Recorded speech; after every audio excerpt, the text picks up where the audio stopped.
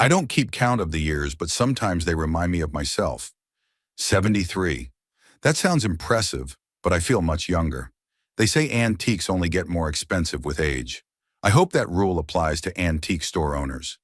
Every morning I wake up at 5:30. Not because it is necessary, just the body has long been accustomed. It's my ritual to get up, brew myself a cup of coffee in a copper pot I brought from Istanbul back in the 90s, and drink it in the backyard, watching the sky change over Orlando. Even in the winter it's warm here, but on January mornings it can be crisp. I love that cool feeling. It's more invigorating than coffee. My store, Foster's Lost Treasures, is located in the old part of town, in a building that is almost 150 years old. Brickwork, high ceilings, creaky floorboards. I bought it 40 years ago when I was still married to Elizabeth. We started this business together. She left 23 years ago, unable to stand my obsession with work, as she said goodbye. Or met that dentist in Miami, which I'm pretty sure she did, though she always denied it. The store opens at 10, but I get there at 8.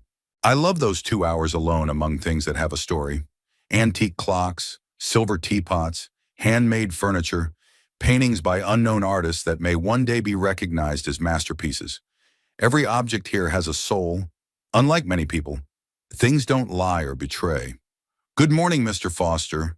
Patrick, my assistant, always arrives at 10 sharp, not a minute earlier or a minute later. He's 28, and he's the only young person I've met who is genuinely interested in antiques, not just price tags. Morning, Patrick. The Victorian secretary's coming in today. Would you be so kind as to check its condition particularly carefully? The seller seemed a little too interested in a quick deal. Sure. By the way, Mrs. Harrington called yesterday about that set of silver spoons. I nod. Mrs. Harrington is one of those customers who likes to talk more than buy, but every once in a while she gets something too.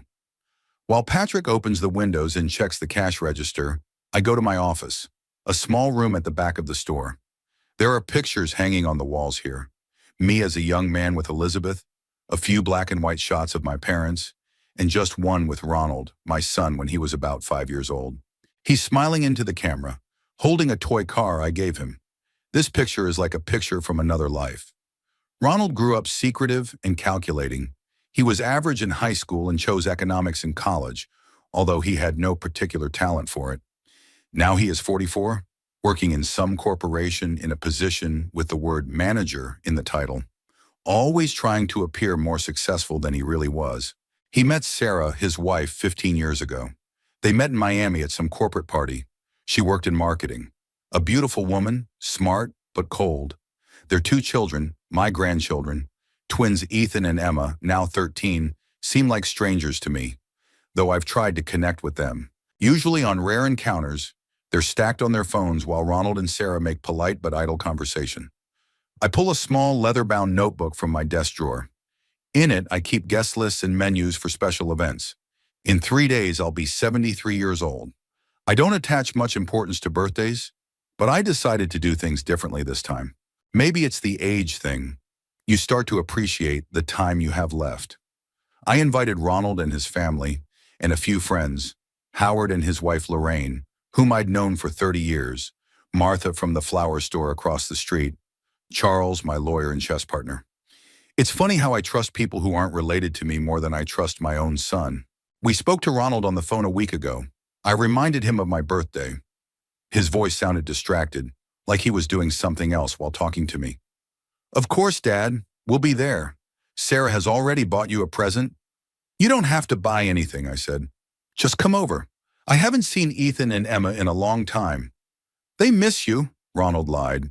I could hear the same tone in his voice that I'd heard as a kid when he'd promised to do his homework, but hadn't gotten around to it. I made a reservation at the River House. 6 o'clock tonight. At the restaurant?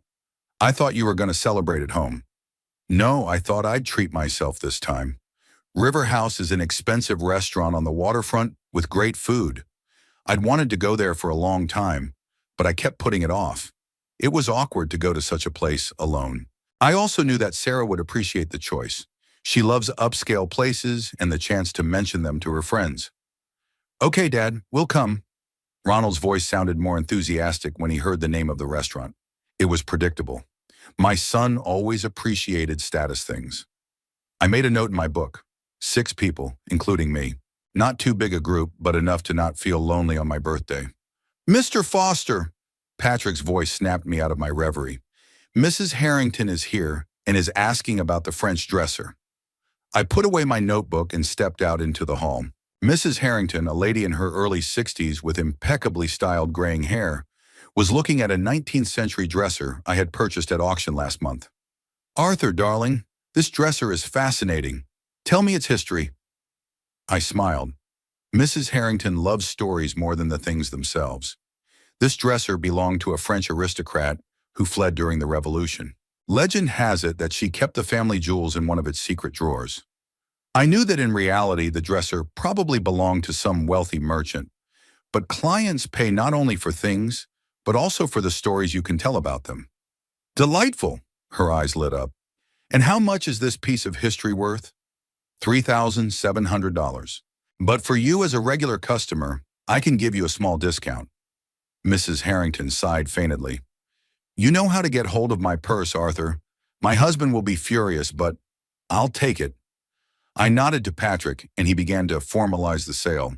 Not a bad start to the day. This dresser cost me half as much. The rest of the day went by in the usual routine. Clients, calls, appraising the 2 collections of antique books I had brought to sell. By evening, I felt tired, as I often have in recent years. Age takes its toll, after all. After closing the store, I headed home, to a small 2-story house 10 minutes away. I bought it after my divorce, when I had to sell our family home to split the property with Elizabeth. This house is smaller, but it's enough for me. 3 bedrooms, living room, kitchen, office, a backyard with a terrace where I like to sit in the evenings. After parking the car, I took the mail out of the box. Bills, ads, and a postcard from Howard and Lorraine from their trip to Savannah. They've been traveling a lot since Howard retired.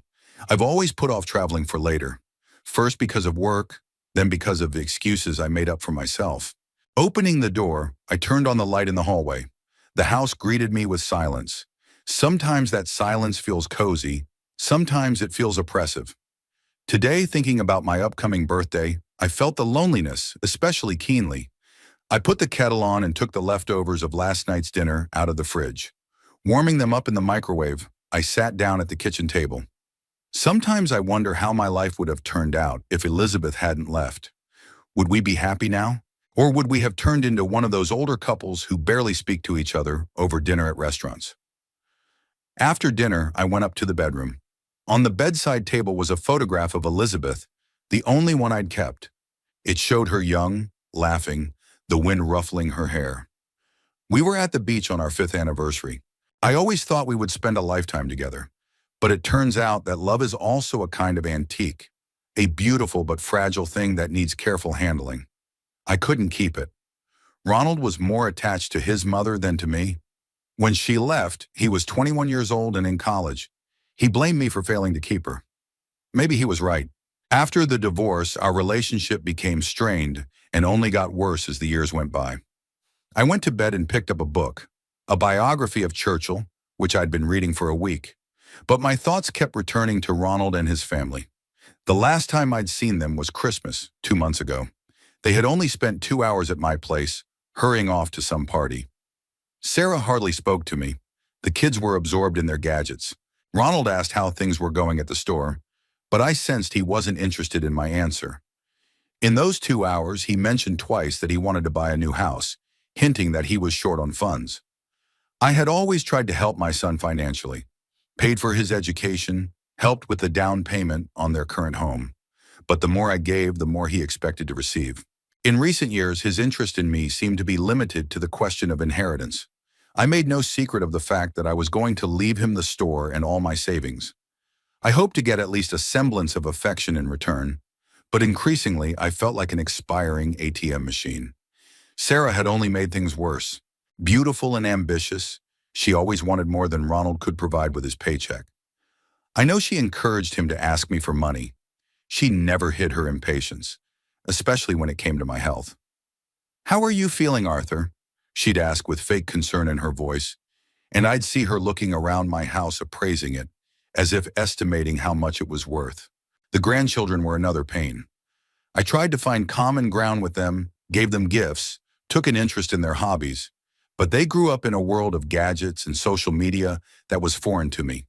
My attempts to talk to them about books or history elicited only polite indifference. I set the book aside, unable to concentrate on reading.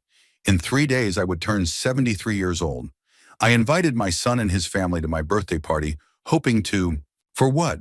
That in one evening we would suddenly become close. That Ronald would be genuinely happy for me. That Sarah would stop looking at me as an obstacle to my inheritance. The old man's foolish hopes. But I went to the store the next day anyway and picked out a gift for myself. Antique silver cufflinks that had long appealed to me. I wrapped them myself, writing on the card, "Happy birthday, Arthur," from the only person who really knows what you like. Sometimes you have to create your own celebration without waiting for others to remember you. I went to bed thinking that maybe this birthday would be a turning point.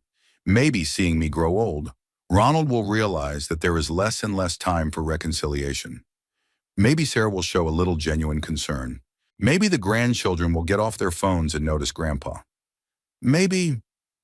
At this thought, I fell asleep and dreamed of Elizabeth, young, laughing, hair waving in the wind, just like in that picture by my bed. On the eve of her birthday, I decided to close up store early. The paperwork could wait, and I wanted to get ready for tomorrow night. I told Patrick he could leave at 3. "Mayan, you have a big day tomorrow, Mr. Foster," he smiled, putting the paperwork away in his desk drawer. "Just another day on the calendar, Patrick. When you get to my age, you stop counting. Still, 73 is a respectable number. May I ask you a personal question?"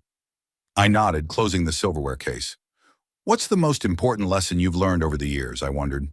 The boy likes to ask unexpected questions. Watch, perhaps it's not the years that give things real value, but the history that goes with them. That's true of people, too. Patrick nodded gravely, as if he really found wisdom in my words. I liked his sincerity, a rare quality in these times. "Have a good holiday tomorrow. I'll stop by in the morning to open the store, so you can take your time."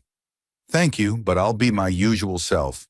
Life is too short to miss morning coffee alone among antiques." He laughed and left, and I was left alone. I looked around the store I'd spent most of my life in. It was strange to realize that someday I wouldn't be here, but these things would remain. Some of them had outlived several owners already and would outlive many more. After closing the store, I went not home, but to the river house to finalize the details of tomorrow's dinner. The restaurant was located in an old mansion on the riverbank, with a terrace overlooking the water. Inside, dark wood, dim lighting, and impeccable service. The maitre d', an elegant man in his 50s, met me at the entrance. "Mr. Foster, nice to see you again. Your table for 6 is already reserved for tomorrow at 18 o'clock. "Thank you, Mr. Foster. There are a few details I'd like to finalize. Would it be possible to order champagne in advance?" "Certainly, sir. We recommend the Dom Perignon, vintage 2010. "Sounds wonderful." We went over the details and I ordered another cake, chocolate, almond. Elegant, but not too fancy. After all, I've never been a fan of excess. As I left the restaurant, I stopped on the bridge over the river. The sun was setting, coloring the water with golden tones. One of the beauties of Florida is that there are sunsets like this almost every day. I pulled out my phone and looked to see if there were any messages from Ronald. Nothing. Not that I expected it. My son rarely texts me first. But tomorrow's my birthday, and I thought maybe. Instead, I saw a message from Howard. "Arthur, old fox, ready for tomorrow? Lorraine and I are already anticipating. She bought you a present that she says will make you laugh. I'm afraid it will." I smiled. I'd met Howard 30 years ago at a business club. He owned a chain of electronics stores then and was now enjoying retirement. Unlike my son, Howard calls or texts me several times a week just for fun. No particular reason. We meet once a month to play chess and drink whiskey. "I'll look forward to seeing you tomorrow," I replied. I hope Lorraine didn't buy me another tie with a picture of an antique on it. Last year's one is still puzzling customers. "No, this time something a little more intriguing," Howard replied. I put the phone away and continued my walk along the river. The evening was warm, the air filled with the scents of blossoming trees. I walked and thought about how life wasn't really that bad, despite all the disappointments. I have my own business that brings in enough money. There are friends who remember my birthday. There is a roof over my head and health that allows me to enjoy all of this for now. But there was also a void that neither friends nor work could fill. Family, a real family, not people bound only by blood and the expectation of an inheritance. I decided to call Ronald to remind him of tomorrow. He answered after the fifth ring, and I could tell from his voice that he was busy. Dad, something wrong? It's always the same. It's like I can only call him if something bad has happened. Nothing's wrong, Ronald. Just wanted to remind you about tomorrow. Dinner at 6 at the River House. Oh yeah, your birthday. There was no enthusiasm in his voice. Look, Dad, about that. We've made some plans. I felt my insides tighten. Typical Ronald, pretending like he just remembered some plans. What plans, Ronald? You see? He paused and I could hear Sarah's voice in the background. We've been offered a great deal on a tour of Europe. A package for 4. It's a once-in-a-lifetime deal. When are you guys going to fly? That's the thing. The flight leaves tomorrow morning. We wanted to let you know, but I interrupted him. I see. In that case, have a nice trip. Dad, no offense, we'll celebrate your birthday when we get back. Sarah's already bought you a present. I could almost hear Sarah nudging him with her elbow, forcing him to add that detail. Don't worry, 73 isn't a big date. Thanks for understanding, Dad. We'll get you something from Europe. Listen, I gotta run. Sarah's having some trouble with her reservations. I'll call you when we get back. And he hung up without waiting for me to answer. I stood on the bridge staring out at the water and felt not so much resentment growing inside as fatigue. Tired of the years of pretending, of playing the family game we'd been playing. I sighed and wandered home, wondering if tomorrow was even worth celebrating. Maybe I should just cancel everything and spend the evening as usual with a book and a glass of whiskey. But something in me resisted the thought. No, I wouldn't give Ronald and Sarah that pleasure. I have friends who care. I have my life, my job, my hobbies. I'm not going to let their indifference rob me of my celebration. When I got home, the first thing I did was check the mail. Among the flyers was a card from Martha at the flower store. A simple but sincere greeting card with wishes for longevity and health. Martha was the same age as my son, but she paid more attention to me than he did. Our stores had been across the street from each other for 15 years. She would often come in for a cup of tea, and I would sometimes buy flowers from her just to brighten up the store. One day she confessed that she considered me something like the father she never had. Her own father had abandoned the family when she was 5 years old. I smiled as I looked at the card. Martha never forgot my birthday, even though she had no calendar reminders or blood obligations. I made my way to the kitchen and opened a bottle of red wine, not the most expensive, but good enough to please myself. A glass of wine, a plate of pasta I'd made yesterday, and a memory.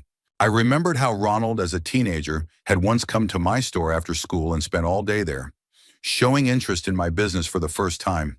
He asked questions about things, listened intently to the stories I told.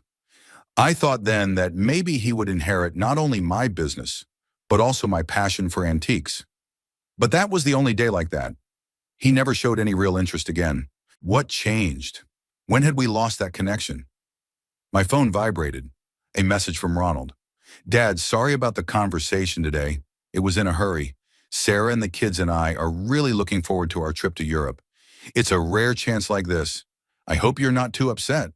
We'll celebrate when we get back. I put the phone away without answering. What could I say? That I understood. That would be a lie. That I was upset. That would give him an excuse to feel even more right. The cranky old man can't understand the importance of their European tour. Instead of answering, I decided to check my email, a habit I've acquired in recent years. Among the advertisements and notices from auction houses was an email from Charles, my lawyer and chess partner. Arthur, I'll drop by tomorrow morning before work. There's something I'd like to discuss. Nothing urgent, just a thought you might be interested in. And yes, happy coming birthday, old Seawolf. Charles. Charles was about 15 years younger than me, but we bonded over our love of classical music and antique chess. He helped me with legal matters related to the store, and I occasionally consulted him on antiques he collected. I wonder what he wants to discuss. Knowing Charles, it could be anything from a new legal loophole in the tax laws to the idea of traveling together that he'd been talking about lately. I finished my wine and went upstairs to my office. This was where I kept the most valuable pieces of my personal collection, not the ones for sale at the store, but the ones I wasn't ready to part with.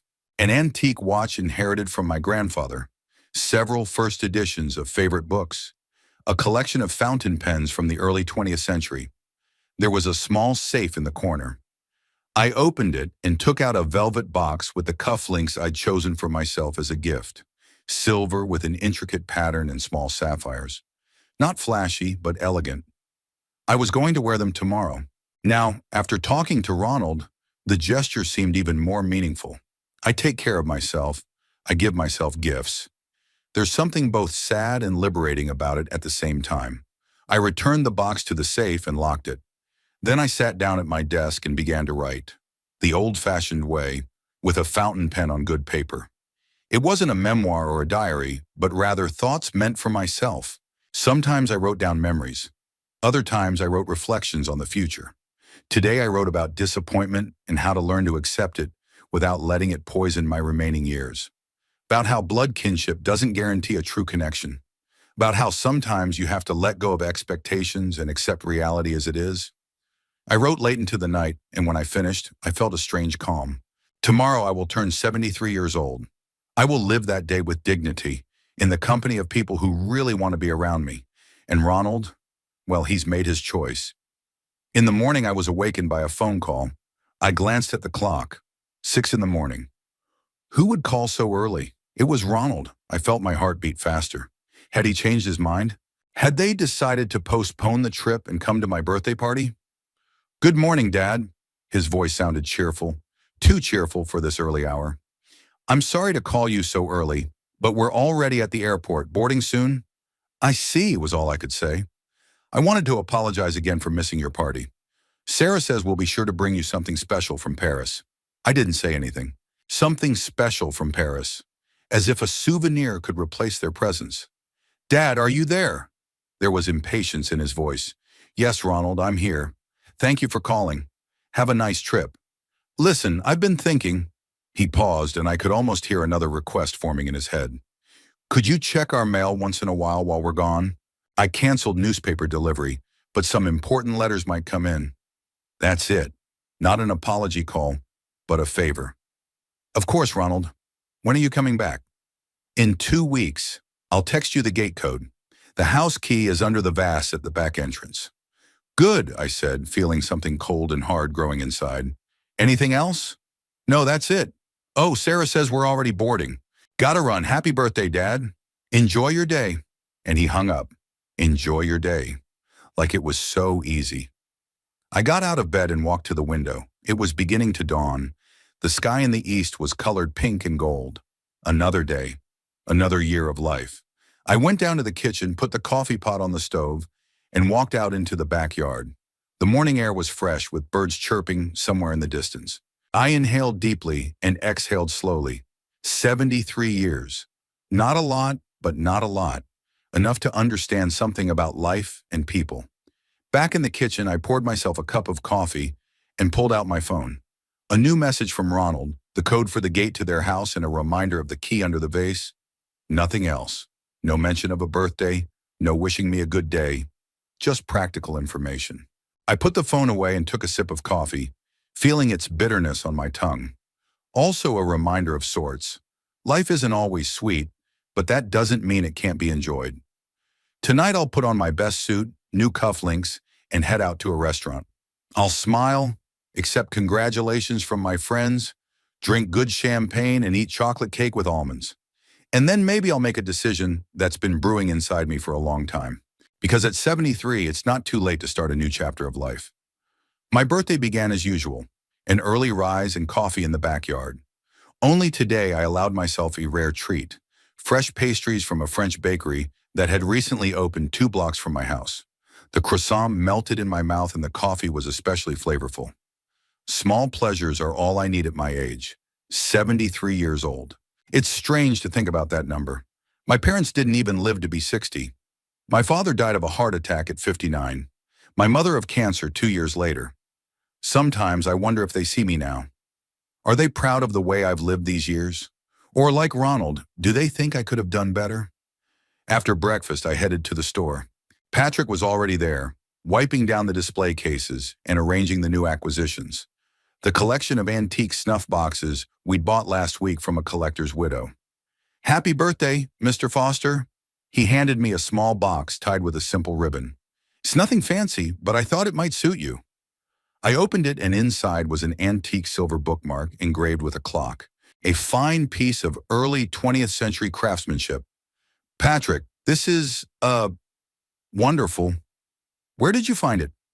"At a flea market in Winter Park." The vendor didn't know what it was, thought it was just a piece of old metal, but I knew right away you'd like it. I was touched by his attention, not just an everyday gift, but something chosen with an understanding of my taste. "Thank you, Patrick.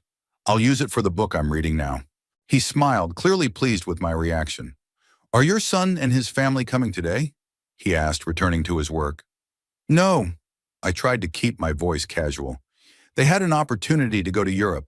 Chances like this are rare." Patrick frowned but didn't say anything. He had the decency not to comment on my family's absence on a day like this. "But I'll have great company tonight," I added, as if apologizing. "Old friends, a nice restaurant. What more do you need?" The morning passed in the usual routine: clients, phone calls, appraising a few items that came in for sale. Nothing gave away that today was a special day, and I was glad of that. I don't like the fuss over calendar dates.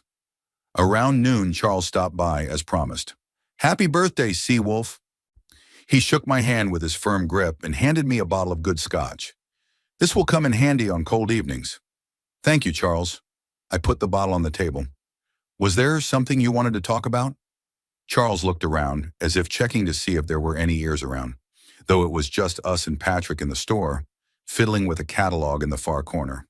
"I spoke to a client who is interested in investing in antiques, looking for a partner with experience and reputation. Your name was the first person I thought of." "An investor?" "I don't need the money, Charles. The store brings in enough. It's not about money, it's about opportunity. This man has connections all over Europe, access to private collections you never dreamed of. Plus, it's a chance to expand the business, maybe even open a branch in Europe." I raised an eyebrow. "It's tempting, but at my age, starting something new?" "At 73, you think more about simplifying your life rather than complicating it with new projects." Charles laughed. "You sound like my father. He'd be 95 now if he were alive." 73 is the new 50, Arthur. Besides, I'm not suggesting you work around the clock. Hire a manager. Enjoy the fruits of your experience. Think of it as a legacy. Legacy. That's a strange word. I always thought my legacy would be Ronald carrying on the family business. But now that he flew to Europe the day I was born, that dream seemed naive. "I'll think about it, Charles. This isn't the best time to make a decision." Of course, of course." He patted me on the shoulder. "We'll talk after the party. By the way, what time tonight?" 6 o'clock, River House. You'll be there, right?" "Of course I am. Lorraine wouldn't forgive me if I missed seeing you blow out the candles." After Charles left, I found myself thinking about his proposal. Could this be a sign? Maybe now that Ronald had made his priorities so clear, I should consider a new direction for the business? At 3 o'clock, I closed the store and headed home. I needed to get ready for the evening. On the way, I stopped at Martha's flower store to thank her for the card. "Arthur," she greeted me with a smile. "I was just about to stop by after work. Happy birthday." Martha gave me a hug, a quick but warm embrace. She was short, with short red hair and freckles. In her early 40s, she retained something childlike in her appearance. "Thanks for the card, Martha. It's a trifle." She waved her hand. "I've got something better for you." She disappeared into the back room and returned with a small but exquisite bouquet of white lilies. "I know men don't usually get flowers, but these reminded me of you. Elegant, with character and exquisite fragrance." I smiled. The lilies really were beautiful. "They are perfect. I will put them on the table tonight. Are your son and his family coming?" I shook my head without going into details. Martha nodded understandingly. She knew about my difficult relationship with Ronald. I sometimes shared it with her over a cup of tea. It would be all right, but it would be real friends. Sometimes that's more important than family. I could hear in her voice the experience of her own disappointments. Martha had been divorced twice, and as far as I knew, was not seeing anyone. I'll see you tonight. I kissed her cheek. Oh, thanks for the lilies. At home, I showered, shaved, and put on my best suit, a dark blue tailored suit from 5 years ago that still fit perfectly. He put on a burgundy tie and the cufflinks he'd given himself. Looking in the mirror, I saw an older but still sturdy man with gray hair and wrinkles around his eyes. The years had left their mark, but I didn't look 73, maybe 65 or so. People were often surprised to learn my real age. At 5:30, I was ready to go out. I took a bouquet of lilies, a bottle of wine I wanted to bring to the restaurant. Italian red, aged, my favorite kind. And then my phone rang. Ronald's number. My heart skipped a beat. Had he remembered after all? Maybe they'd postponed the trip, or... Hello? There was hope in my voice against my will. Dad! Ronald's voice sounded excited, and there was a buzz in the background, like he was calling from an airport or a train station. You won't believe where we are. Where are we? I asked, although I already knew the answer. Paris, we just landed. The kids are thrilled. Sarah is already planning which museums we'll visit tomorrow. Nah, good for you, I tried to make my voice sound sincere. Listen, happy birthday to you, he said as if he'd just remembered. I'm sorry we couldn't make it, but you understand, this opportunity... Of course I understand, I interrupted him. Enjoy the trip. Wait, Sarah has something to tell you. There was a rustle in the receiver, and then my sister-in-law's voice. Arthur, happy birthday. Her tone was too cheerful, too fake. We really wish we could be with you today, but you realize this trip was spontaneous. We couldn't refuse. Of course, I said. I hope you have a good time. Oh, we already are, she laughed. You know, sometimes you just need a break from everything. From work, from obligations, from routine. She paused. From everything, you know. I get it. From me. They flew to Europe to get a break from an old man who they thought did nothing but remind them of their existence and wait for attention. I understand, Sarah. My voice has grown colder. Tell Ronald I'm late for dinner. Oh, you have plans? Oh, that's wonderful. We won't keep you. Ronald, your father's in a hurry for dinner. There was another rustle, and then Ronald's voice. Dad, are you there? I'm sorry, I've been losing the connection sometimes. Sarah said you were in a hurry? Yeah, I'm going to the restaurant. I have guests waiting. Oh, that's great. So you're not alone on your birthday. We were worried. You shouldn't have been. All right, well, we won't keep you. Get some rest, man. And don't miss us too much. He laughed as if he had said something witty. We're here for a little break from everything, you know. From everything, I repeated his words. Or from the old man. There was a pause on the line.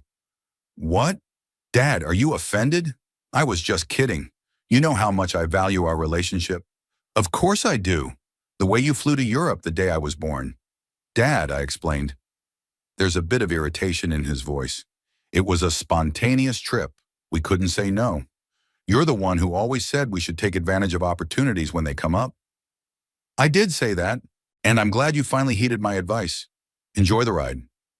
I hung up without waiting for his reply. My hands were trembling slightly, not from anger, from realization. It was as if the fog had cleared and I saw reality for what it was. My son and his family didn't just miss my birthday because of a tempting offer. They deliberately chose that offer so they could have an excuse not to come. Take a break from the old man. That's how they really feel about me. I took a deep breath, trying to calm myself down. There's no point in ruining the evening over this. I have friends waiting for me at the restaurant, people who really want to spend this evening with me. At the River House, I was met by the maitre d' who escorted me to my reserved table. Howard and Lorraine were already there, as well as Martha and Charles. There's the birthday boy, Howard exclaimed, rising to shake my hand. The evening passed in pleasant company. We drank champagne, ate gourmet meals, and exchanged stories and jokes. I received several other gifts. Antique bookends from Howard and Lorraine, a bottle of rare brandy from Martha. Near the end of dinner, a cake with candles was brought in. Everyone sang happy birthday, and I made a wish before blowing out the candles. Not youth, not health, not wealth. I wished for freedom from expectations, from disappointment, from toxic relationships. As dinner drew to a close and we said our goodbyes as we left the restaurant, I felt a strange calmness. It was as if I had made a decision that had been ripening inside for a long time, but that I had been afraid to admit. Thank you for a wonderful evening, I said to my friends. You have no idea how much it means to me. Sucking him. You're welcome, old sea wolf, Charles replied, patting me on the back. And think about what I was saying. Life is full of possibilities at any age. At home, I sat in a chair in the living room without turning on the light. Moonlight streamed through the windows, creating bizarre shadows. I pulled out my phone and checked my messages. A few congratulations from acquaintances and clients, nothing from Ronald after our conversation. I opened the gallery and flipped through the photos. Here's Ronald as a kid, smiling, with his front tooth knocked out. Here he is at his college graduation, serious, wearing a robe and cap. Here's his wedding to Sarah, me standing next to them, smiling for the camera. Here are the twins just after birth, tiny lumps in blue and pink. So many memories, so many years. And the bottom line? A break from the old man. I closed the gallery and called Charles. Despite the late hour, he answered almost immediately. Arthur, is everything all right? Yes. I was quiet for a second. Charles, do you remember when we talked about my will last year? Of course I remember. You want to make changes? Yes, I want to disinherit Ronald. There was a pause on the line. Arthur, are you sure? It's a big decision. Maybe we should wait until morning. Think it over with a fresh set of eyes. I've been thinking about this for longer than you can imagine. I just made a decision today. Because they didn't come to your birthday party? No, because I finally realized who they really are and what they really think of me. A break from the old man is how my son explained their trip. Charles whistled softly. I see. Well, it's your decision, and I'll help you formalize it. But let's still meet tomorrow, when you're in a calmer state of mind. I'm perfectly calm, Charles. I'm not angry. I'm not upset. I just see things as they are, and I've made my decision. All right, I'll stop by your store tomorrow afternoon, and we'll discuss the details. I hung up the phone and sat in the dark for a while longer. A strange sense of release filled me. It was as if I had shed the weight I had been carrying around for years, the weight of false expectations, false hopes. Ronald never liked antiques, never had any interest in my business except as a source of money. He wouldn't value the store if he inherited it. More likely, he'd just sell everything and spend the money on another house or car to impress Sarah and her friends. But what if instead I find someone who really loves antiques, who appreciates the stories that old things hold, who will continue the work I've dedicated my life to? I thought about Patrick, about his genuine interest in the things that come through our store, about how carefully he scrutinizes each item, how respectfully he treats even the most mundane things. Or maybe we should consider Charles's suggestion.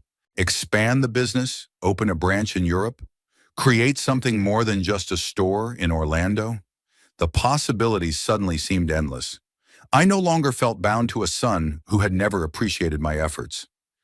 Now I could decide for myself how to dispose of what I had created over a lifetime. Rising, I went to the window. The moon illuminated the garden, the trees casting long shadows. The night was clear, starry. I thought about my parents, about what they would say about my decision. I think they would have understood. They always taught me to appreciate those who appreciate you. 73 years.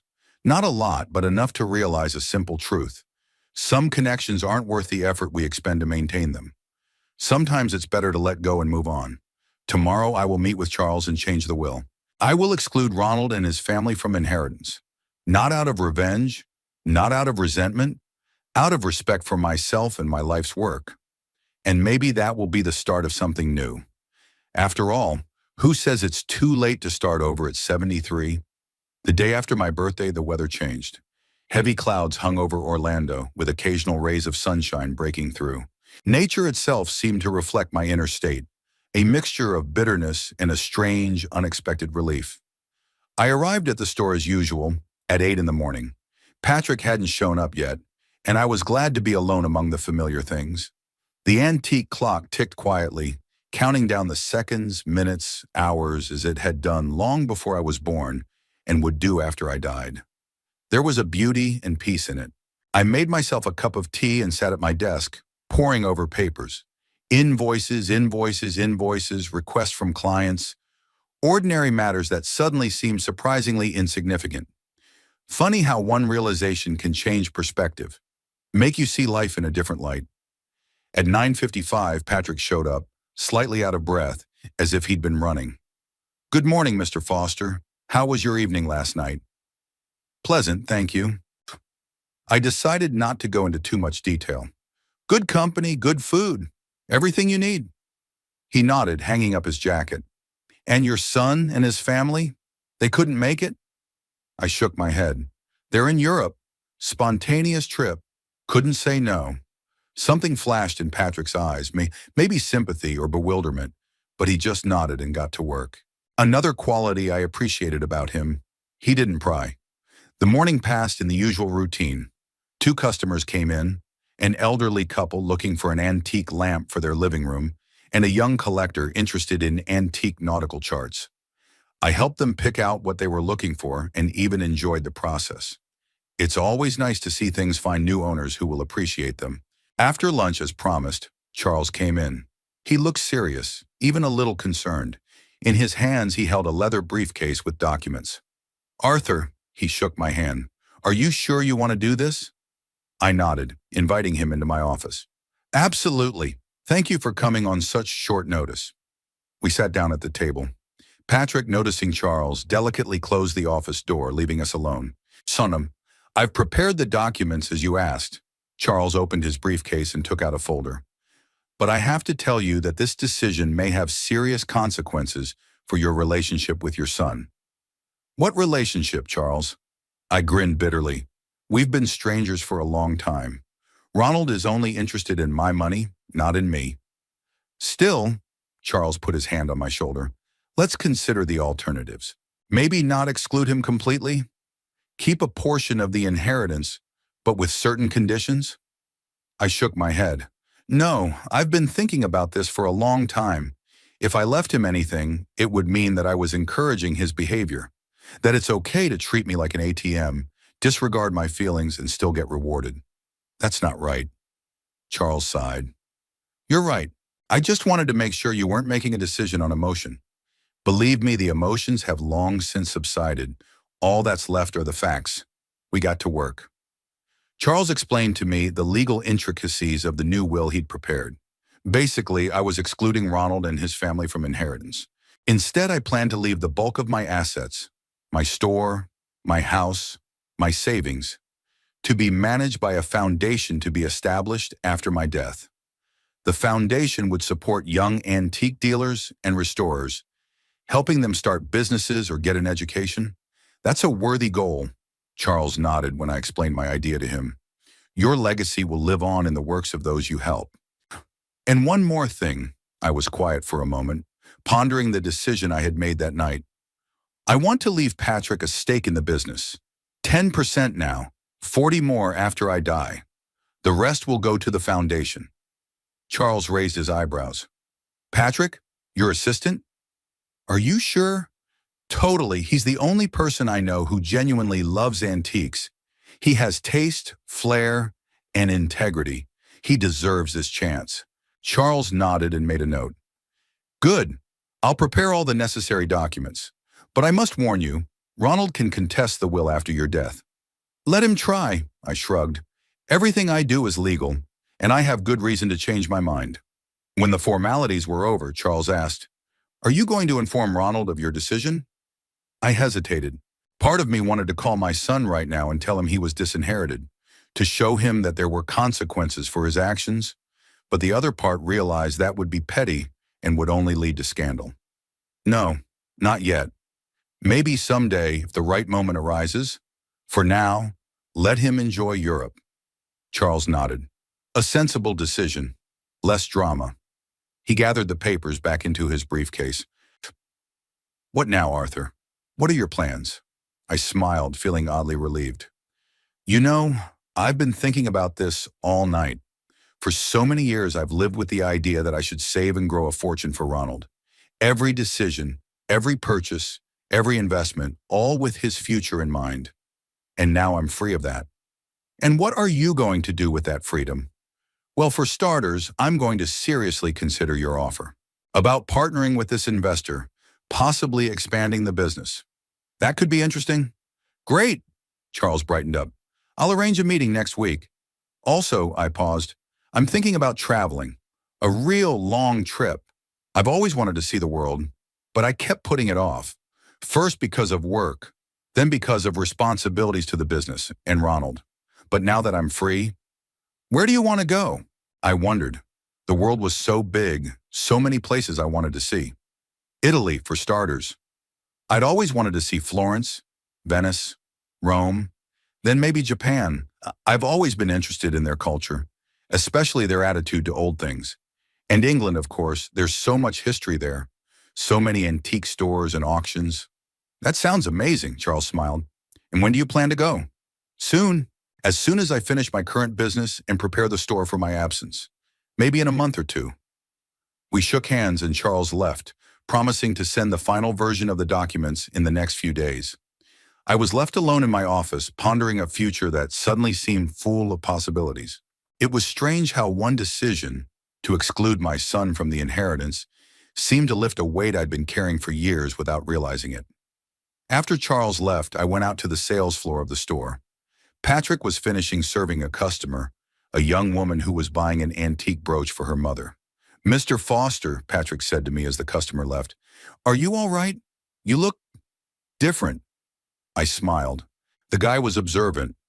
"Yes, Patrick, I'm fine. Better than I had been in a long time." I was quiet for a moment, then added, "I have a serious conversation to have with you. Would you like to be my partner in this business?" Patrick's eyes widened in surprise. "Partner? Yeah, don't understand. I've decided to give you 10% of the business now. You've earned it with your work and attitude." Huh, I didn't mention that I plan to leave him another 40% when I die. That might have sounded weird. "You're the only one who really appreciates antiques as much as I do." Patrick looked stunned. "Mr. Foster, I don't know what to say. This is a great honor for me, but I'm not sure I deserve it." "Don't be silly," I said with a wave of my hand. "You deserve it more than anyone. Besides, I've got some plans and I'm going to need a reliable person to keep an eye on the store while I'm away." "What plans, if it's no secret?" "I'm going to travel. I've been wanting to see the world for a long time, but I've been putting it off. Now is the time." Patrick smiled broadly. "That's wonderful. You deserve a vacation and new experiences. And don't worry about the store. I'll take care of it." In his eyes, I saw genuine joy for me, without a shadow of envy or calculation. How different it was from Ronald's, who was always estimating how much he could get from me. I spent the rest of the day in high spirits. Customers came and went. I appraised antiques that had been brought in for sale, discussed with Patrick the details of the upcoming antique clock show we were planning for the next month. Ordinary matters, but they seemed brighter, more meaningful, as if I was looking at them through a new prism. In the evening when I got home, I sat down at my computer and began researching travel itineraries. Italy, Japan, England. So many places I wanted to see.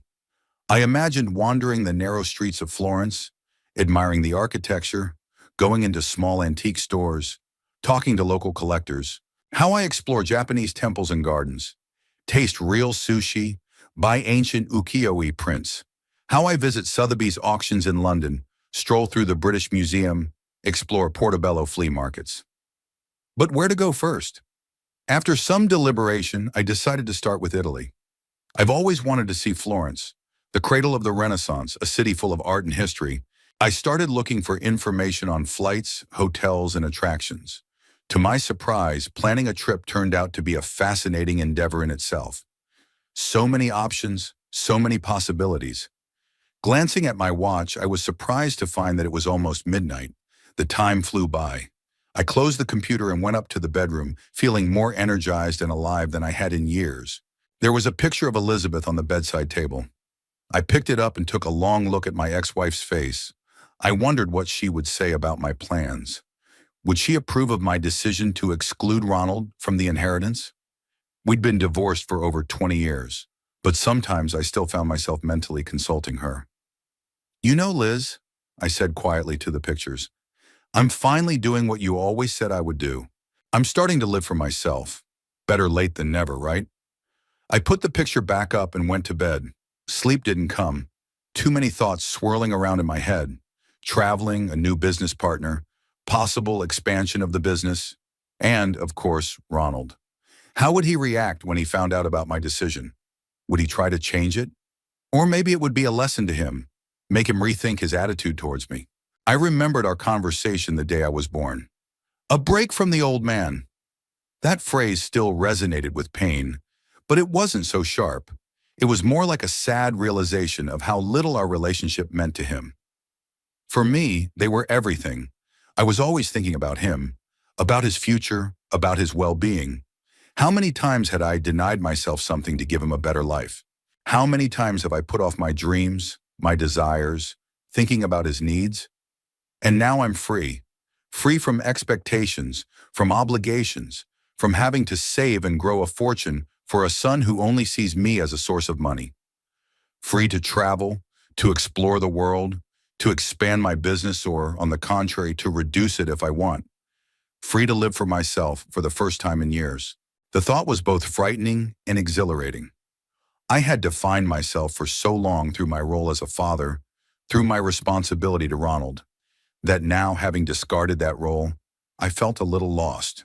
Who am I now? What do I want out of my remaining years?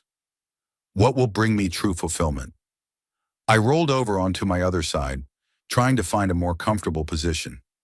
Outside the window, the moon was illuminating the garden, creating bizarre shadows. I looked at them and thought about life, about time, about the choices we make. Maybe that's the point of old age, a chance to look back, to evaluate the path we've traveled and, if we're lucky, to double-check our course once more. To correct mistakes if it's not too late, or at least not to repeat them. I closed my eyes, visualizing Florence, where I was going to go. I'd never been to Italy, though I'd always dreamed of seeing its art, architecture, and tasting real Italian food. Now that dream seemed so close, so attainable. It was strange how one decision, to exclude my son from the inheritance, led to such a cascade of changes in my life. It was as if I had opened a door to a whole new world of possibilities. As I fell asleep, I thought about the fact that tomorrow I would start making concrete preparations for the trip. I will find a good hotel in Florence, research itineraries, sites, local antique stores, and auctions. I'll make a list of places I want to visit, things I want to see and try.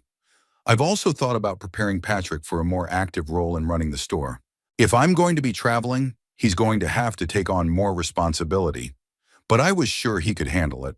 The guy was talented, honest, and truly loved what he did, qualities I'd always appreciated in people. My thoughts were becoming more and more fuzzy, my consciousness sinking into sleep. The last thing I thought before falling asleep was, I wonder if I'll meet someone special in my travels, someone to share these new experiences, this new chapter of life with. Elizabeth had left 23 years ago, and I'd been single ever since. Not that I've actively sought a relationship, rather I've accepted loneliness as an inevitable companion to old age. But maybe it's not too late. Maybe somewhere out there, in the big wide world, there is someone who could understand me, share my interests, my final years. Someone who would appreciate me not for my money or my inheritance, but for who I am. With that thought, I fell asleep, for the first time in a long time, with a sense of anticipation, not fatigue. With hope for the future, not the bitter residue of the past. Tomorrow would be a new day, the beginning of a new chapter in my life. It's been a week since I changed my will, a week filled with determination and new plans. I began concrete preparations for the trip. I booked a flight to Italy in 3 weeks, chose a small hotel in the historic center of Florence overlooking the Arno River. I sat in front of my computer for hours, researching sites, mapping out itineraries, reading about local antique stores and flea markets. I felt as if I had shed the weight of years of obligation and for the first time saw how much more life had to offer me. Changes were happening in the store too. I began actively teaching Patrick the ins and outs of the business. Not only the day-to-day operations, but also long-term planning, working with suppliers and valuing rare items. He proved to be a capable student, grasping everything on the fly and contributing his own ideas, many of which were very sensible. "You have a real talent for this business," I told him once when he unmistakably identified a fake among the real Victorian brooches that one of the customers brought. "So all thanks to you, Mr. Foster. You taught me to notice details." "No, you can't teach that. It's either there or it's not. Like musical hearing or artistic vision." Patrick was embarrassed, but I could see he was pleased by the praise, and I became more and more convinced of my decision to make him a partner in the business.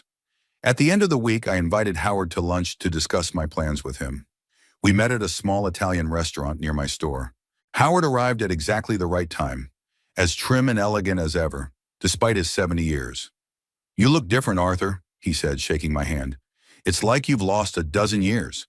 "I feel the same way," I said as we sat down at the table. Like I'd started a new life. Howard ordered a bottle of red wine, and we raised our glasses. "To new beginnings," he said. "To freedom," I added. We drank, and I told him about my decision to exclude Ronald from the inheritance, my plans to travel, my partnership with Patrick, and the possible expansion of the business. Howard listened attentively without interrupting. When I finished, he twirled his glass thoughtfully in his hand. "You know, Arthur, Lorraine and I always wondered why you let Ronald treat you like that. But we never interfered. It's your family, your business." "I guess I was just afraid of losing him completely," I admitted.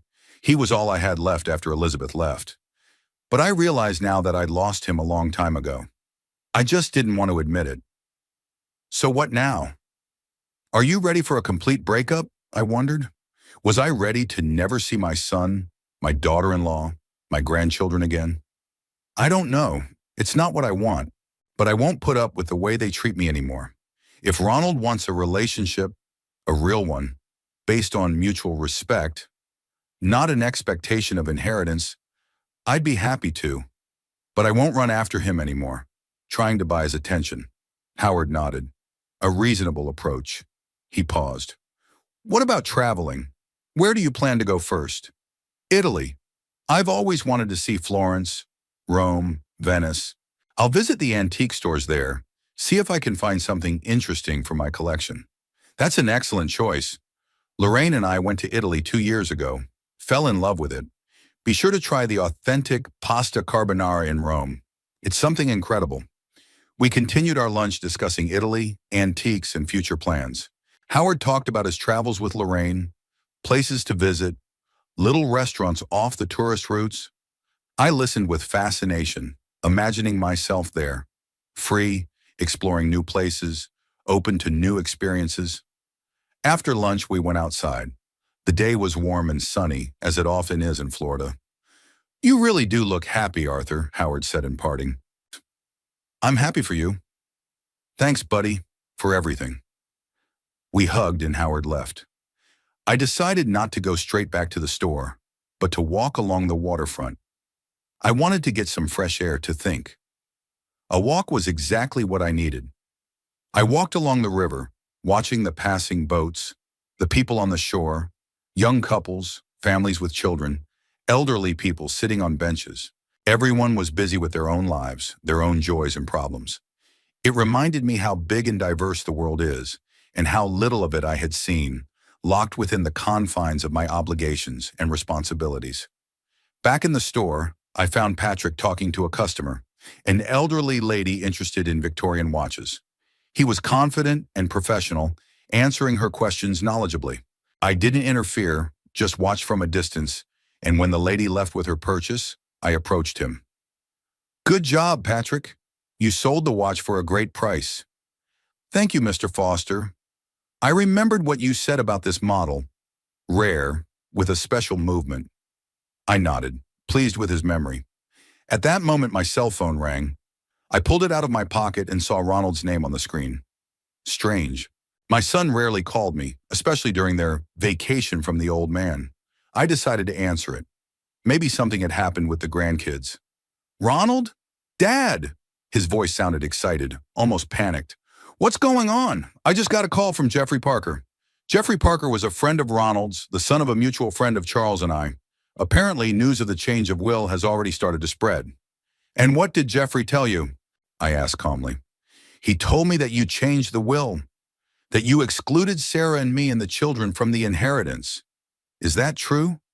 I sighed. This wasn't how I had planned to inform him of my decision, but now that the conversation had started, yes, Ronald, it's true. I've changed my will. There was a heavy pause on the other end of the line. Then, but why? What did we do? I think you know the answer. I tried to keep my voice steady without accusatory notes. You showed me how you really feel about me. Taking a break from the old man, remember? Dad, it was just a stupid joke. I didn't mean anything by it. It's not just that phrase, Ronald. It's the years of neglect. The years you saw me as a wallet, not a father. My birthday was just the last straw. But it's not fair. Duffs. There was indignation in his voice. Just because of one trip, we were going to celebrate your birthday when we got back. Ronald, be honest for once. You've never taken an interest in me or the store. You only called when you needed money. Your visits have always been short and forced. You don't like spending time with me, and that's fine. You have your own life.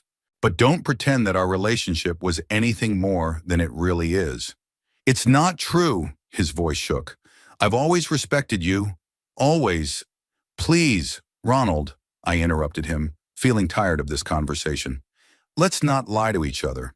You're upset not because you're worried about me, but because you've lost your inheritance. At least admit it to yourself. There was a pause on the line again. I could almost hear the gears turning in my son's head as he calculated his next words. Dad, listen, he finally said, his voice softer, almost ingratiating. I realize that Sarah and I hurt you. It was a mistake, and I'm truly sorry. Let's talk about it when we get back. I'm sure we can make things right. I shook my head, though he couldn't see it. Ronald, my decision is not an impulsive one. I've been thinking about this for a long time, and it's not about resentment. It's about realizing who we really are to each other. I paused. I don't rule out the possibility that someday we can build a real, sincere relationship. But it doesn't have to be about money or inheritance. You can't do that. There was resentment in his voice again. This is your family, your grandchildren. Family isn't just about blood, Ronald. It's also about how we treat each other. I sighed. Look, I don't want to argue. Let's get back to this conversation when you're ready to discuss it calmly. I'm calling Charles. It can't be legal to disinherit your own son. Go ahead, but I assure you, it was done legally. I'll be quiet. I have to go. I have clients. Enjoy Paris, Ronald. And I hung up without waiting for his reply. Patrick looked at me with concern. Is everything all right, Mr. Foster? You seem upset. I'm fine, Patrick. It's just, family stuff. I tried to smile, but it wasn't very convincing. Is there anything I can do to help? No, but thank you for your concern. I straightened up, shaking off the weight of talking to my son. Let's get back to work. I have to get the store ready for my absence. The rest of the day passed in business and worry. I tried not to think about Ronald, but his words were still running through my mind. Was I being unfair to him? Maybe he really did value our relationship. He just didn't know how to show it. No. I shook my head, pushing those thoughts away. I'd been fooling myself for too long, making excuses for his behavior. It was time to face the truth. When I got home that evening, I found several missed calls from Ronald and a message. Dad, we need to talk. Please call me back. It's important. I decided not to call back. Not today. I needed time to gather my thoughts so I wouldn't let his words sway my decision. Instead, I sat down at my computer and continued planning my trip. Italy, Florence. I found some interesting places I wanted to visit. Not only famous tourist attractions, but also small, little-known museums and galleries, antique stores, old cafes. I drew up a rough itinerary, calculated the costs.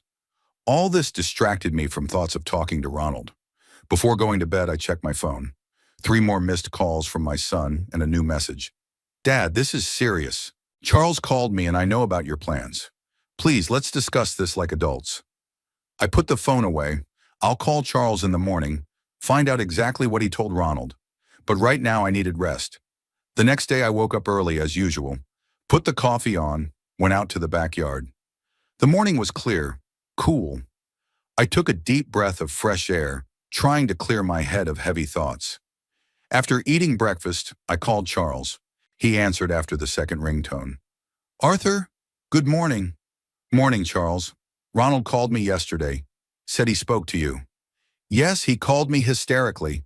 Charles sighed. I confirmed that the will had been changed and that it was done by law. I didn't tell him anymore. That's your own business. Thank you. He's trying to contact me, but I'm not ready for that conversation yet. I understand. Charles is quiet. You know, I can't advise you on such a personal matter, but maybe you should hear him out. I will, but not right now. I need time to think things over. He needs time to cool off. That makes sense. Charles has changed the subject. How are your travel plans coming along? Good. Got the tickets, booked the hotel. I just need to make some arrangements with the store. Oh, that's great. Speaking of that partnership proposal, the investor will be in town next week. We could meet if you're interested. Yeah, sure. Set up a meeting. I'd love to meet him. We agreed on the details and said goodbye. As I hung up the phone, I saw another message from Ronald. Dad, we're going back tomorrow. We need to talk. It's about the whole family. They were coming back early. Their trip was supposed to last another week. Had the news of the change in the will disturbed them so much that they had decided to cut their vacation short? I shook my head. Typical Ronald. Money comes first. Even their long-awaited vacation in Europe became less appealing when the threat of losing their inheritance loomed. Patrick was waiting for me at the store, having already opened the doors to the first customers. Good morning, Mr. Foster. He looked as cheerful and energetic as ever. I thought about our conversation yesterday and made a plan of action for your absence. He handed me a piece of paper with a neatly typed list. I looked it over. Everything had been thought out, from working with regular clients to updating the website and bookkeeping. Impressive, Patrick. You're really serious about our partnership. Of course I am, he smiled.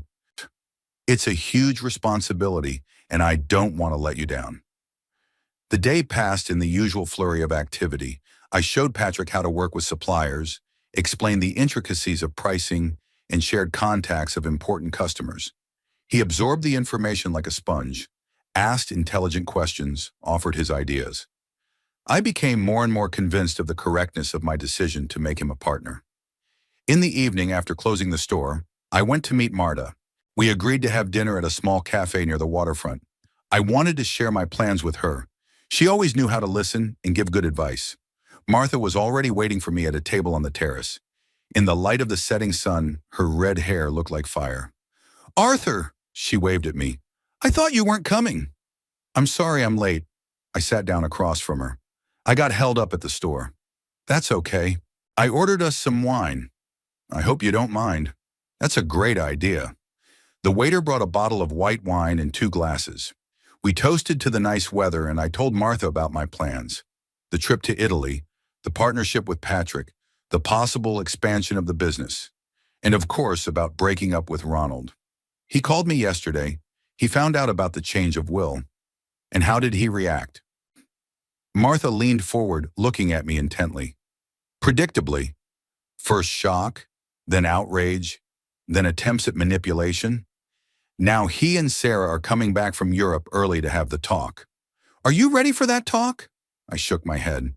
Honestly, no, I don't want to give in to their manipulation, but at the same time, this is my son, the only one. Whatever it is, I love him. Martha took my hand. I understand, but you have to stay firm. If you give in now, nothing will change. They'll just realize they can keep treating you the same way. You're right, I squeezed her hand. Thank you for supporting me. We continued dinner, talking about more pleasant things, about her business, about my travel plans, about the books we'd recently read. Martha had a way of creating an atmosphere of lightness and ease, even when she was talking about serious things. You know, she said as we waited for dessert, I think this trip will be good for you. You seem refreshed since you made this decision. I feel the same way. I smiled. Like I'd shed a weight I'd been dragging around for years. Exactly, she smiled back. It's noticeable. You look younger, more energetic. Freedom must be good for you. After dinner, I walked Martha to her car. We hugged goodbye, a friendly hug that somehow lasted a little longer than usual. Good luck with Ronald, she said. And remember, you're not alone. You have friends who care about you. Thank you, Martha. That means a lot to me. At home, I found a few more missed calls from Ronald and a new message. Dad, we're flying in tomorrow at 3. Can we meet at 6 at your house? It's important. I didn't answer. I needed time to decide if I was ready for this conversation. Part of me wanted to just avoid it, go somewhere for a couple days. But the other part realized that would be cowardly. Sooner or later, we would have to talk. I sat down at my computer and continued to explore Florence. I found some interesting museums I wanted to visit, studied train schedules to Rome and Venice. Immersed in planning, I almost forgot about the upcoming conversation with my son. Almost. Before I went to bed, I checked my email and saw a message from the airline confirming my ticket to Italy. In 3 weeks, I would be in Florence. That thought filled me with peace and confidence. No matter what happens tomorrow with Ronald, my life will not stop. I have my plans, my dreams, my future. As I fell asleep, I thought about what I would tell my son. Not about the inheritance. That decision was final. About our relationship, about what it meant to me, and how it had changed over the years. About how I still hoped for the possibility of a real, sincere connection between us. But only if it was based on mutual respect, not the expectation of money. In the morning, I decided that I would meet with Ronald and Sarah. Not for them, for me. To say all the things I'd been saying for years. To put an end to an old relationship and maybe start a new one. If they were ready. I sent Ronald a quick text. Okay, see you at 6 at my place. I spent the rest of the day at the store, immersed in my work. Patrick noticed my tension, but didn't ask. Just brought me a nice cup of tea and said he'd take over talking to customers if I wanted to rest. I was grateful for his concern, but declined. Work helped me not to think about the upcoming meeting. I appraised antiques, communicated with buyers, and did bookkeeping. The usual chores that always gave me satisfaction. At 5:30, I closed the store and headed home. On the way, I stopped at a supermarket and bought a bottle of whiskey, not for hospitality, but for myself. I felt that after talking to my son and daughter-in-law, I would need something strong. At home, I changed into more comfortable clothes and put the kettle on. I did not prepare anything special. It was not a friendly meeting, but a business conversation. At 5:55, the doorbell rang. They had arrived early, a typical Sarah tactic to take the other person by surprise. But I was ready. I took a deep breath, squared my shoulders, and went to answer the door, preparing myself for one of the hardest conversations of my life. When I opened the door, I saw not only Ronald and Sarah, but also the twins, Ethan and Emma. They stood on the threshold, a family group, as if for a photograph. Ronald looked tense, Sarah as perfectly put together and cold as ever. The children seemed confused and clearly didn't understand why they had been brought in. Dad, Ronald took a step forward. Thank you for agreeing to meet me. I nodded and stepped aside, letting them into the house. Come on in. They entered the living room. The kids immediately plopped down on the couch and pulled out their phones, a familiar sight. Sarah remained standing, looking around with an ill-concealed, appraising mien. Ronald looked unsure, as if he didn't know where to start. Tea? Coffee? I offered, more out of politeness than hospitality. No, thank you, Ronald replied. We won't be long. We just wanted to, talk. Okay. I sat down in my chair and gestured for them to settle in. I'm listening. Sarah sat down next to the children, crossing her legs elegantly. Ronald remained standing, as if that gave him some advantage. Dad, he began, coughing.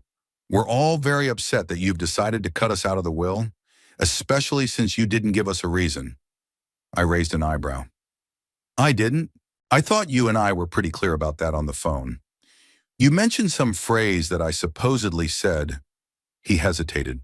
Taking a break from the old man, I prompted. But this isn't just about that phrase, Ronald. It's about the years of neglect. You're treating me like an ATM machine instead of a father. It's not fair, he exclaimed. We've always respected you. Always? Ronald, I interrupted him gently. Let's not start this conversation with lies. Neither you nor Sarah nor the children have any special affection for me, and that's fine. You have your own lives. But let's at least be honest with each other. Ronald opened his mouth to object, but Sarah beat him to it. Arthur, her voice was honeyed, but there was a cold calculation in her eyes. We understand that you may have felt unwanted, and we're truly sorry for that. Our trip to Europe was a stupid mistake. We should have stayed for your birthday. Sarah's right, Ronald said. We made a mistake, and we're ready to make it right. We can spend more time together, maybe have family dinners every week. I listened to them and felt a strange mixture of sadness and pity growing inside, rather than anger. They couldn't be sincere even now. The whole show, and the children they had brought, and the regrets and the promises, it was all for the money they were afraid of losing. Ronald, Sarah, I interrupted their stream of promises. I appreciate your visit, but let's be honest. You're not here because you've suddenly realized the value of family relationships. You're here for money you're afraid of losing. Dad, how can you think that? Ronald was indignant, but his eyes showed the truth. Because I know you, son. I know you both. And I don't judge. Money is important, especially when you have kids growing up. But I'm no longer willing to pretend that our relationship is based on anything more than your expectation of an inheritance. Sarah straightened like a string. Arthur, you are being unfair to us. We have always treated you with respect. Respect? I allowed myself a bitter chuckle. Sarah, you look at me as an obstacle to getting the money. You've always pushed Ronald to ask me for financial help. You discuss my health impatiently, as if calculating how much time I have left. That's not respect. That's calculation. Sarah's face flushed with anger or embarrassment. It was hard to tell. Ronald looked confused, as if he didn't understand how the conversation had gone off script. I turned to my grandchildren, who had finally gotten off their phones, interested in the elevated tones. Ethan, Emma, none of this is your fault. You're just kids growing up in a world created by adults. I never held a grudge against you for not showing interest in me. How could you when your parents themselves didn't consider me an important part of your life? The children looked at each other uneasily. Ethan mumbled something like, "Sorry, Grandpa," and Emma just lowered her eyes. So, I continued, turning back to Ronald and Sarah, my decision stands. I have excluded you from the will not out of revenge, but out of respect for myself and my life's work. The store will be taken over by a foundation that will support young antique dealers and restorers. I've already given part of the business to my assistant Patrick. He really appreciates what I've dedicated my life to. You gave part of the business to some outsider, Ronald exclaimed, not hiding his indignation. To this kid who's only been working for you for a couple years. Yes, I answered calmly, because he, unlike you, has a genuine interest in antiques. He likes things with history, appreciates the beauty of antique objects, knows how to recognize fakes. All these things I tried to teach you, but you never listened. Ronald turned red with anger. This is betrayal. I am your son, your blood.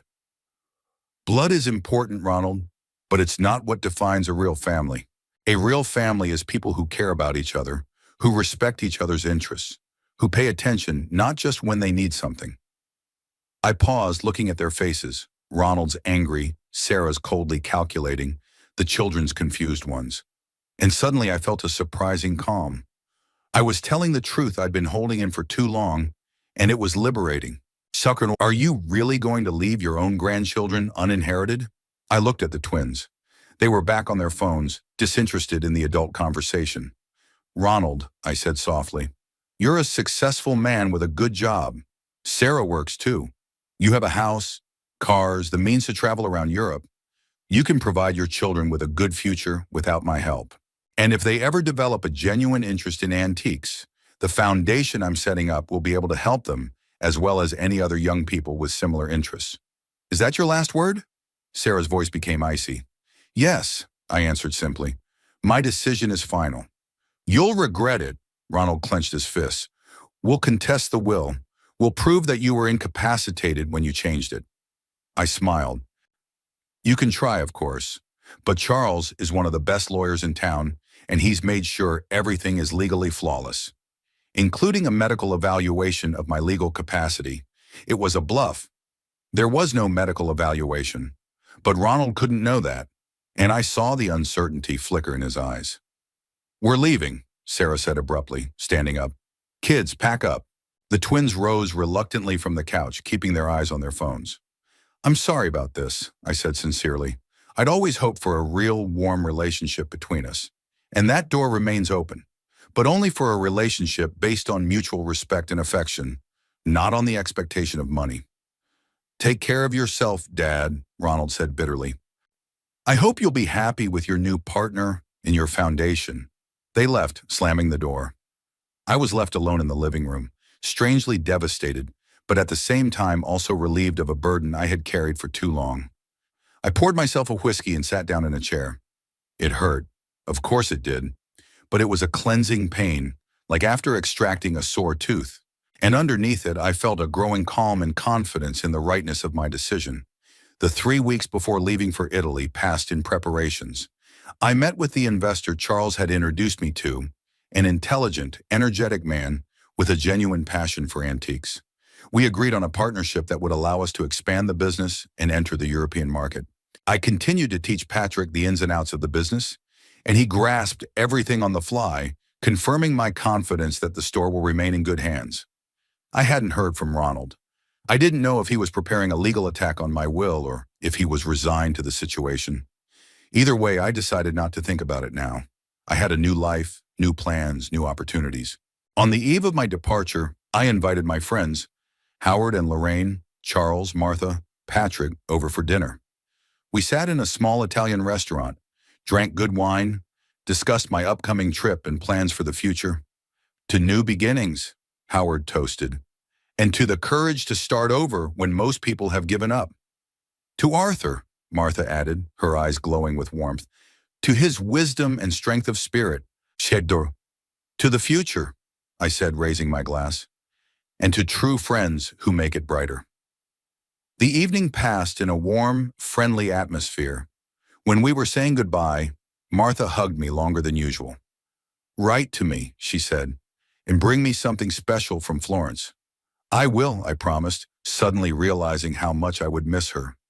In the morning, I was ready to leave. Suitcase packed, papers checked, tickets and hotel reservations confirmed. I drank my morning coffee in the backyard, watching the sunrise over Orlando as usual. It was my ritual, and I knew I would miss it in Italy. At the airport, Patrick met me unexpectedly. He had come to see me off. "I had to say goodbye in person," he said, smiling, "and to thank you again for your trust. I won't let you down, Mr. Foster." "Senator, I know you won't, Patrick." I shook his hand. "And please, call me Arthur. We're partners now." He nodded, and in his eyes I saw something I'd never seen in Ronald's before. A genuine respect and affection that had nothing to do with money or inheritance. Check-in went smoothly, and soon I was sitting in the waiting room, watching the hustle and bustle of the airport. People were rushing somewhere, young couples, families with children, businessmen with briefcases. Everyone had their own story, their own path. Mine was beginning a new one. I pulled out my phone and found a message from Ronald. "Dad, I still don't agree with your decision, but I realize you won't change it. I wish you a good trip. Maybe when you get back, we can talk in peace. Ronald." No apology, no admission of his mistakes, but at least no threats or accusations. A small step, perhaps. I didn't bother to respond. I didn't want our dialogue to continue on his terms. If Ronald really wanted a relationship, a real sincere one, he would find a way to show it. In the meantime, I was freeing myself from these toxic ties. They announced boarding for my flight. I got up, grabbed my carry-on, and headed for the gate. There was a long flight ahead, and then Florence, the city I had dreamed of for so long. On the airplane, settling into my seat, I looked out the porthole. Orlando was slowly receding, becoming smaller and smaller, becoming a scattering of lights beneath the airplane's wing. The city that had been my home for so many years, where I had built my business, where I had experienced love and disappointment, joy and sorrow. I didn't say goodbye to it. I knew I'd be back, but I would come back a different person. Freer, more open to new experiences, new opportunities. The airplane was gaining altitude. I leaned back in my seat and closed my eyes. Ahead of me was Italy, the land of art, history, beauty. And beyond that, perhaps Japan, England, other countries I had dreamed of for so long, so many places I wanted to see, so many experiences I wanted to have. And now I had that opportunity, without regard for the expectations of others, without the weight of the obligations I had placed on myself. At 73, my life was not ending. It was beginning anew. And that was exciting. I opened my eyes and saw in the window a vast blue sky and white clouds under the wing of the airplane. Symbolic. I was rising above my past, above the limitations I had set for myself. Ahead was freedom, intoxicating, exhilarating, full of possibilities. In my jacket pocket was the silver bookmark Patrick had given me for my birthday. I took it out and twirled it in my hands, admiring the fine workmanship.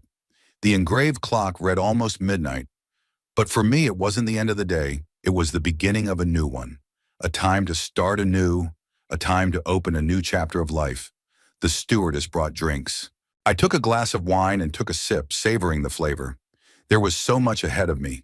The museums of Florence, the narrow streets of Rome, the canals of Venice. New places, new people, new experiences. And I was ready for it all, open to new experiences, to new relationships, to a new life. The airplane was flying east towards the dawn. Symbolic of this too, I was moving towards a new day, towards a new beginning. Behind me were resentments, disappointments, years of pretenses and unfulfilled hopes. Ahead was life, the kind of life I wanted to live, a life on my own terms. I smiled at my thoughts. Who would have thought that at 73 I would feel such lightness, such freedom, such anticipation of new discoveries? It was like dropping a heavy knapsack that I had been carrying for years without noticing its weight, and suddenly feeling how easy it could be without it. Ronald, Sarah, their children, they'd made their choices, chosen their paths. And I had finally made mine. Without bitterness, without resentment, just with the clear realization that some connections are not worth the effort we spend trying to keep them. Sometimes you just have to let go and move on. I took another sip of wine and looked out the porthole again. Down there below the clouds was my old life. And here on the road, a new one was being born. And it promised to be interesting. I took the Florence guidebook out of my bag and started reading, anticipating all the wonders of art and history that I would soon see with my own eyes. The Uffizi Gallery, the Palazzo Pitti, the Ponte Vecchio, the Cathedral of Santa Maria del Fiore with its famous dome by Brunelleschi. So many beautiful things, so majestic, so inspiring. I imagined wandering through museums looking at the works of the great masters, sitting in small cafes observing local life, exploring antique stores in search of unique pieces. It wasn't just a trip, it was the beginning of a new chapter, a new adventure, a new life. And I was ready for this adventure, with an open heart, a clear mind, and a light soul. Because at 73, I realized what many people don't realize at 30. Life is too short to waste it on relationships that bring only pain and disappointment. And it's never too late to start over, if you have the courage to let go of the past and open yourself to the future. I closed the guidebook and leaned back in my chair. There was a long flight ahead of me, but I wasn't worried about that. I had time to think, to dream, to prepare for new experiences. And I knew that when I arrived in Italy, not just a country with a rich history and culture, but a new beginning, a new chapter of my own history was waiting for me, and it was beautiful.